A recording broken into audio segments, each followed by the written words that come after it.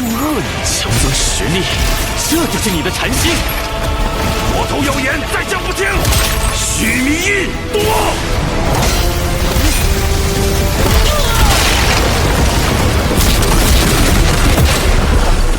若有来世，你投胎做个好人吧。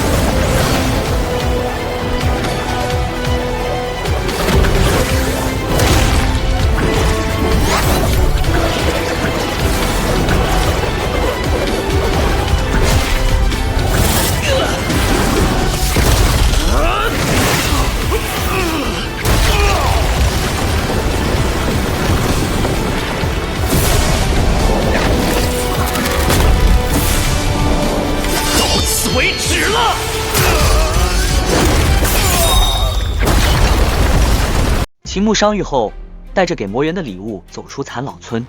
养伤这2天，陆续有40-50个追杀他的延康神通者找到这里。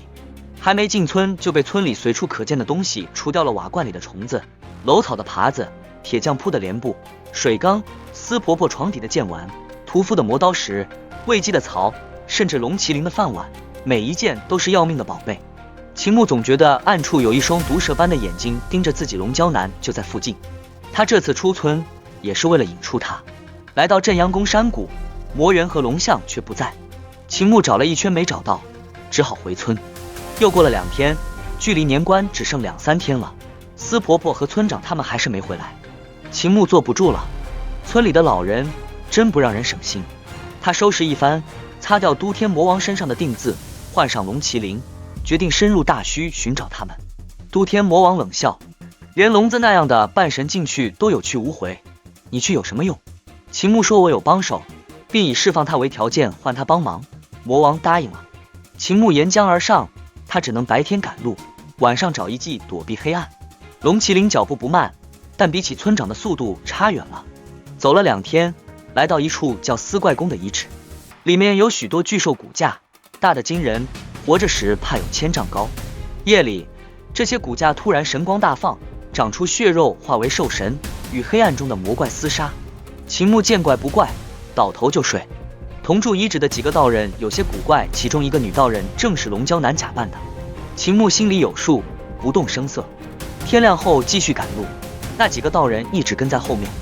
秦牧回头问他们有事吗？对方硬气回话：大虚这么大，是你家的吗？秦牧微微一笑，不再理会。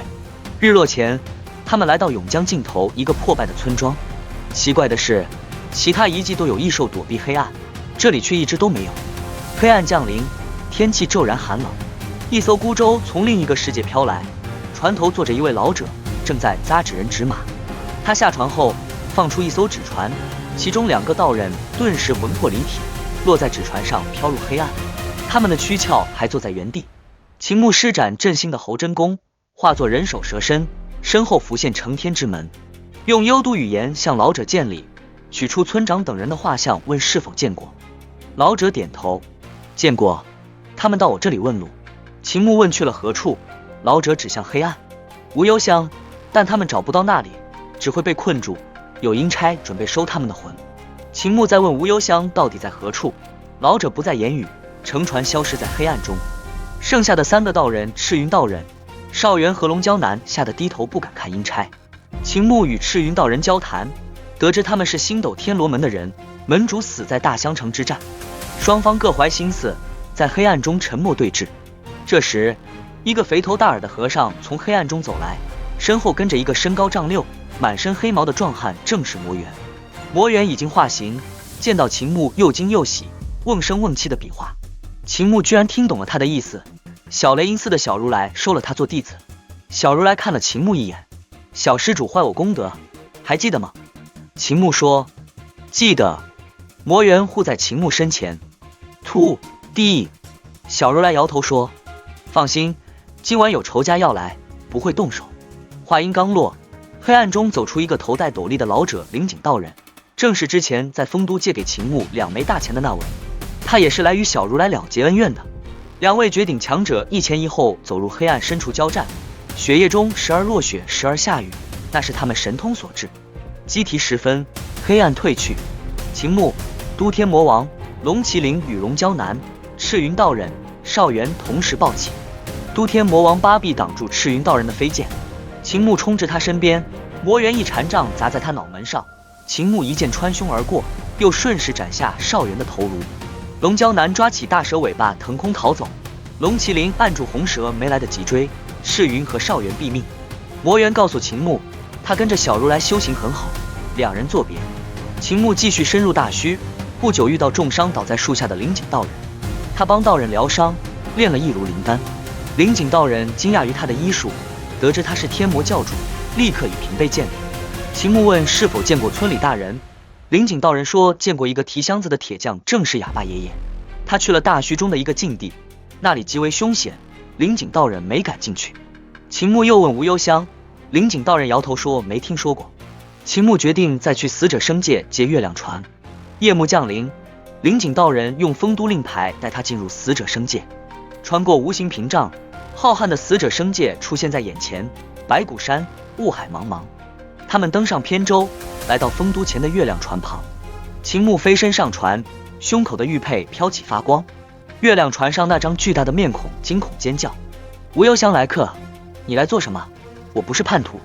秦牧没有理会，伸手触碰一根巨柱，恐怖的神力疯狂涌入体内，噼里啪啦爆响中，他的身躯越来越高，尾骨长出第3条腿，腋下生出多条手臂，体内神藏一座座洞开6合、7星、天人、生死、神桥，全部开启，神力直达彼岸。月亮船缓缓站起身，3足蟾蜍般的船体迈开脚步。秦牧成为新的月亮手，周身月华缭绕，如同一尊天神。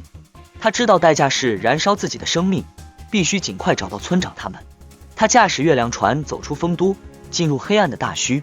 巨大的月亮船在黑暗中行进，雷霆交加，碾压无数魔怪。一头9头迦楼罗魔鸟扑来，秦牧眉心生出月牙，化作满月般的眼睛，一道雪亮光芒闪过，9颗鸟手齐齐斩落。都天魔王看得心惊肉跳，暗下决心，这变态的世界以后绝不入侵。秦牧脖子上那枚玉佩从船头飞出，在黑暗中疾驰，突然叮的一声撞在无形的屏障上，波纹荡漾开来，另一个世界缓缓显露出恢宏壮阔的一角无忧香。